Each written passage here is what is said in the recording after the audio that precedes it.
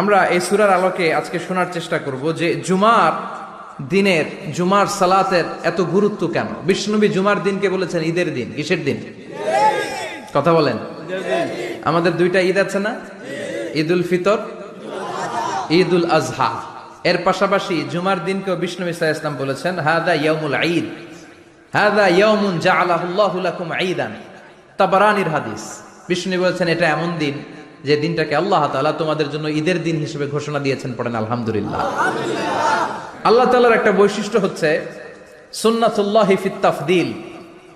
এক এক জিনিসের উপর আল্লাহ এক এক জিনিসকে বৈশিষ্ট্যমণ্ডিত করেন, মর্যাদা দান করেন। ফাদ্দালা জামানান আলা জামান কামা ফাদ্দালা মাকানান আলা মাকান, ইনসানান আলা ইনসান। আল্লাহ ব্যক্তির উপর ব্যক্তিকে প্রাধান্য দেন, আল্লাহ সময়ের উপর সময়কে প্রাধান্য দেন, আল্লাহ স্থানের উপর স্থানকে প্রাধান্য দেন। এটা আল্লাহর সুন্নাত। এটা আল্লাহর কি? সুন্নাতুল্লাহি ফিত তাফদিল। ফাদ্দালা জামানান আলা জামান কামা ফাদ্দালা মাকানান আলা মাকান, ইনসানান আলা ইনসান। পৃথিবীর সব মানুষগুলো এক রকম নয়, এক মর্যাদার নয়। আবার লক্ষাধিক নবী আল্লাহ দুনিয়ায় পাঠিয়েছেন, সব নবীর মর্যাদাগুলো কি সমান নাকি? সব নবীদের মধ্য থেকে বিশ্ব নবীর মর্যাদা বাড়িয়ে দিয়েছে কে? আবার পৃথিবীতে শহরের শেষ নাই। হাজার হাজার শহর, হাজার হাজার লক্ষ লক্ষ শহরের মধ্য থেকে মক্কা শহরের মর্যাদা বাড়িয়ে দিয়েছে কে? আবার এই পৃথিবীতে অনেকগুলো সময় আছে, অনেকগুলো রাত্রি আছে, অনেকগুলো ক্ষণ আছে, অনেকগুলো মুহূর্ত আছে। একটা মুহূর্তের উপর আরেকটা মুহূর্তকে প্রাধান্য দিয়েছে কে? বলেন তো, পৃথিবীতে সবচাইতে 365 দিনের মধ্যে শ্রেষ্ঠ দিন কোনটা? জুমা। আরাফার দিন। কোন দিন? কথা বলেন। হজে যারা গিয়েছেন আরাফার দিন দেখেছেন না? ইজহার আর রেদা পরে আমরা লাব্বাইক আল্লাহুম্মা লাব্বাইক বলি। এটা সারা বছরের মধ্যে শ্রেষ্ঠ দিন। আল আরাফা আল হাজ্জু আরাফা। আরাফাটাই হজ। কেউ যদি আরাফার দিনে থাকতে পারে তার হজ হয়ে গেছে। আলহামদুলিল্লাহ কোন? আলহামদুলিল্লাহ। আর হজে সব করেছে, আরাফা করে নাই, হজ হবে না। কথা বলেন, হজ হবে না। তার মানে বছরের শ্রেষ্ঠ দিন আরাফার দিন। এদিন আল্লাহ এত সংখ্যক বান্দাকে একসাথে ক্ষমার ঘোষণা দেন, বছরের কোন দিন এত মানুষকে ক্ষমা করেন না। সুবহানাল্লাহ। আবার শয়তান ওই দিনে এতটা লাঞ্ছিত বোধ করে, এতটা অপমান বোধ করে, বছরের কোন দিন শয়তান এত অপমানিত হয় না। এজন্য বিশ্বনবী বলেছেন খায়রুদ দুআ দুআ ও আরাফা। সব চাইতে শ্রেষ্ঠ দোয়া আরাফার দিনের দোয়া। বিশ্বনবী বলেন আরাফার দিনে একটা দোয়া আমি করি, আমার আগে সব নবীরা ওই দোয়াটা করতেন। দোয়াটা হলো লা ইলাহা ইল্লাল্লাহ ওয়াহদাহু লা শারীকা লাহ লাহুল মুলকু ওয়া লাহুল হামদু ওয়া হুয়া আলা কুল্লি শাইইন কাদির। সুবহানাল্লাহ পড়েন। সুবহানাল্লাহ। মুখস্থ আছে না দোয়াটা? এটা পড়বেন। বিশ্বনবী আরাফার ময়দানে এই দোয়াটা পড়তেন। তাহলে বোঝা গেল বছরের সব দিন সমান না। সব দিন সমান না। বছরের সবচেয়ে শ্রেষ্ঠ দিন হচ্ছে আরাফার দিন। কোন দিন? এবার বলেন বছরের সবচেয়ে শ্রেষ্ঠতম রাত কোনটা? কদরের রাত। ইন্না আনজালনাহু ফি লাইলাতিল কদর। ইন্না আনজালনাহু ফি লাইলাতিল কদরি ওয়া মা আদরাকা মা লাইলাতুল কদর। লাইলাতুল কদরি খায়রুম মিন আলফি শাহর। হাজার মাসের চেয়ে সেরা। ওই রাতে ইবাদত করলে, হাজার মাস যাবত ইবাদত করলে যেই সওয়াব, ওই পরিমাণ সওয়াব আমলনামায় তুলে দিবে কে? আল্লাহ। শ্রেষ্ঠ রাত, কদরের রাত। এবার বলেন বছরের সবচাইতে শ্রেষ্ঠতম মাস কোনটা? রমজান মাস। শাহরু রমাদান আল্লাযী উনজিলা ফীহিল কুরআন। যে মাসে কোরআন নাজিল হয়েছে, এই মাসের চেয়ে শ্রেষ্ঠ কোনো মাস থাকতে পারে? চিল্লায় বলেন থাকতে পারে? তার মানে বছরের শ্রেষ্ঠ দিন আরাফার দিন, বছরের শ্রেষ্ঠ রাত কদরের রাত, বছরের শ্রেষ্ঠতম মাস রমজান মাস। এবার বলেন সপ্তাহের মধ্যে শ্রেষ্ঠতম দিন কোনটা? বিশ্বনবী বললেন সাইয়্যিদুল আইয়াম, leader of the all days in the week. সপ্তাহের যতগুলো দিন আছে 7টা দিনের সর্দার হচ্ছে ইয়াউমুল জুমা, জুমার দিন। চিল্লায় পড়েন আল্লাহু আকবার।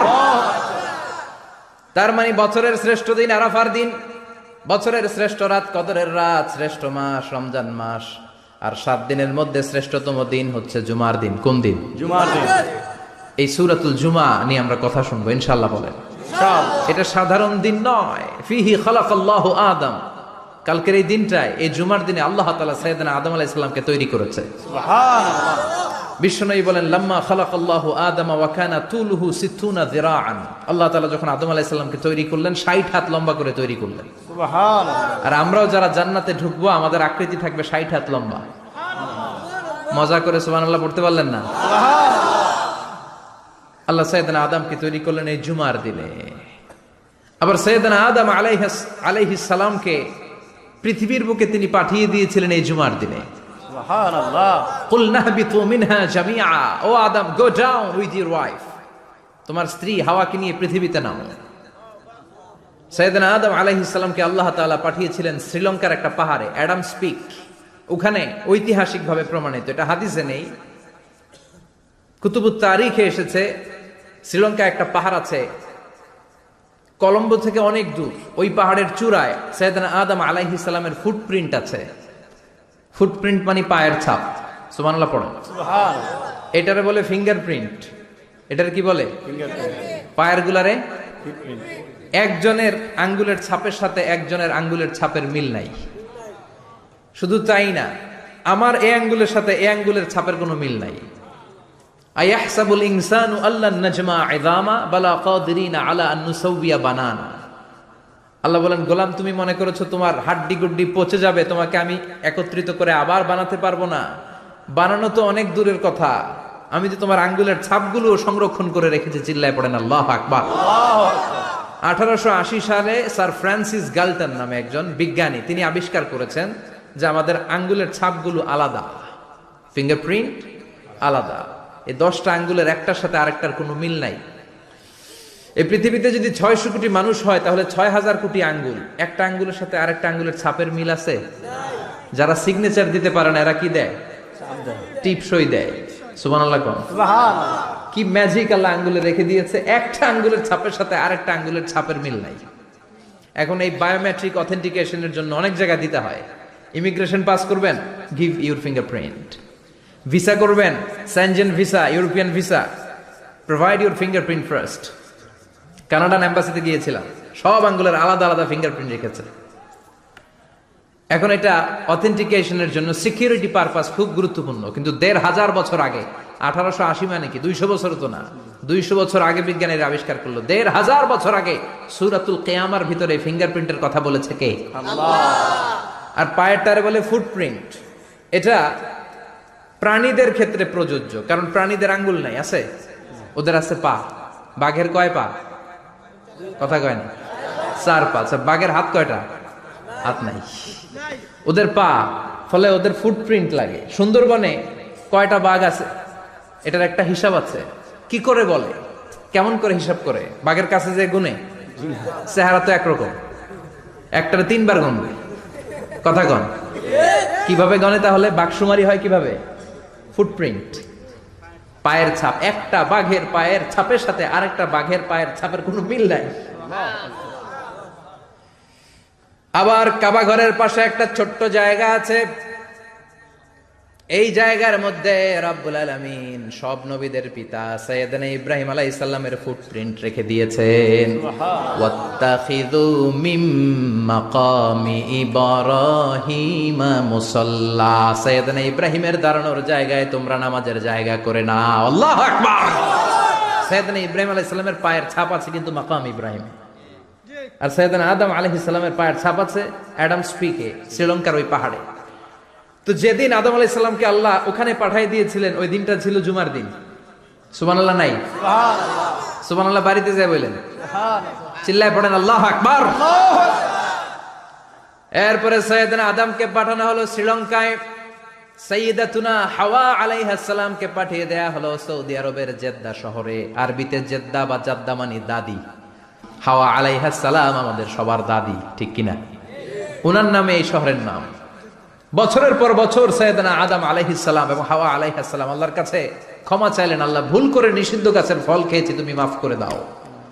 আল্লাহ বললেন, আদম কয়েকটা কালিমা শিখিয়ে দেব, এই কালিমাগুলো পড়ে আমার কাছে দোয়া করো, আমি কবুল করে নিব। আল্লাহু আকবার।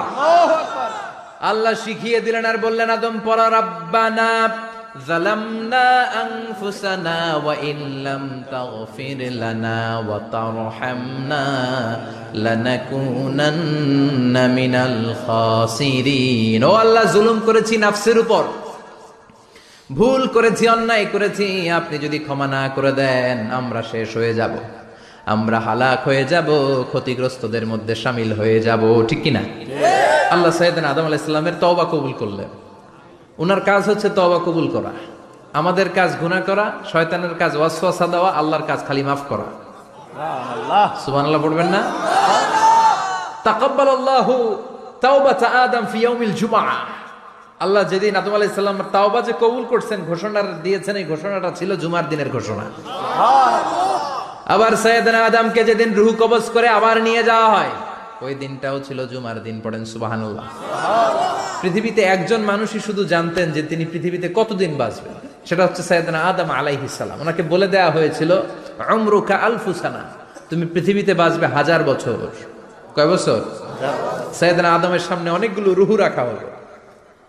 সাইয়েদনা আদম বললেন, এরা কারা? আল্লাহ বললেন, এরা হচ্ছে নাসালুক, তোমার বংশধর, পৃথিবীতে তোমার পরে এরা পৃথিবীতে আসবে। সাইয়েদনা আদম বললেন, আল্লাহ ওই যে একটা রূহ দেখা যায়, এটার নাম কি? আল্লাহ বললেন, হাদা ইবনুকা দাউদ, এটা তোমার ছেলে দাউদ, সে দুনিয়াতে নবী হয়ে আসবে, তার ছেলে সুলাইমানও নবী হয়ে আসবে। সাইয়েদনা আদম বললেন, মাবুদ, আমার ছেলে দাউদের কত বছর হায়াত আপনি দিয়েছেন? আল্লাহ বললেন, 40 সানা, মাত্র 40 বছর, 4 ইয়ার্স, 40 বছর তোমার ছেলেটা বাঁচবে।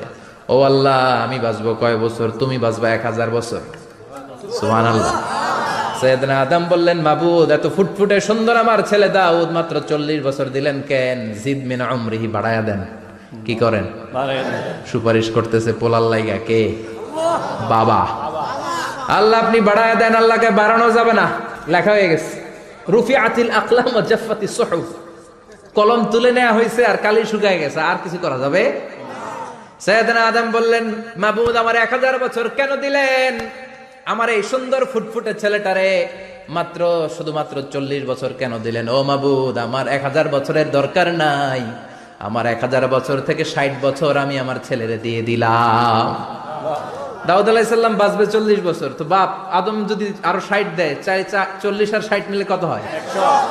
ভালো হিসাব বুঝে 100। আর আদম আলাইহিস সালাম পেয়েছিলেন 1000 বছর, 60 কমে গেলে রইল কত? 940 বছর পৃথিবীতে থাকার পরে মালাকুল মাউত চলে এসেছে।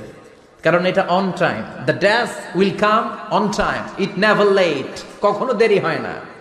আল্লাহ বললেন, লিকুল্লি উম্মাতিন আজালুন ফাইদা জাআ আজালুহুম লা ইস্তাখিরুনা সাআতান ওয়া লা ইস্তাকদিমুন। মৃত্যুর একটা নির্ধারিত সময় আমি বেঁধে দিয়েছি, অন টাইম, অন টাইমেই চলে আসে, 1 সেকেন্ড আগেও আসবে না, 1 সেকেন্ড পরেও আসবে না। 940 বছর বয়সে মালাকুল মাউত এসে হাজির, এসে বলল, জিইতু আন আকবাদা রূহাক, রূহ কবজ করতে আসছি। আদম আলাইহিস সালাম বললেন, রূহ কবজ করতে আসছো মানে? আমি বাঁচবো তো 1000 বছর। কয় বছর? মালাকুল মাউত বললেন, না না, ওই যে আগের কথা স্মরণ করেন, আপনি 60 বছর দিয়া দিয়েছিলেন। কয় না, আমি দেই নাই, আমি আরো বাঁচুম, আরো 60 বছর পাওনা আছি, আমি দেই নাই। মালাকুল মাউত বললেন, আপনি দিয়েছেন। আদম বলে, দেই নাই। মালাকুল মাউত বলে, আল্লাহ ঘটনা দেখেন, দিয়া কয় দেই নাই। আল্লাহ কয়, থাক, কথা কইস না, আয়া পড়। সুবহানাল্লাহ পড়েন। নাসিয়া আদম ফানাসিয়া বানু, ভুলে গেছেন উনি, আমরা ভুলে যাই, আমরা খেয়ে বলছি খাই নাই, নিছিলাম পকেটে, কয় নেই নাই। এরকম ডাকাইত আছে না নাই? নাসিয়া আদম ফানাসিয়া বানু, বিশ্বনবী বললেন, আদম ভুলেছে তো তার সন্তানরাও ভুলে যায়। জাহাদা আদম ফাজাহাদা যুররিয়াতু, আদম অস্বীকার করেছে, তার সন্তানরাও অস্বীকার করে। সেদিন থেকে আল কিতাব ওয়া শুহুদ, মানে লিখে রাখার সিস্টেম আর সাক্ষীর সিস্টেম চালু হয়েছে। সুবহানাল্লাহ পড়েন।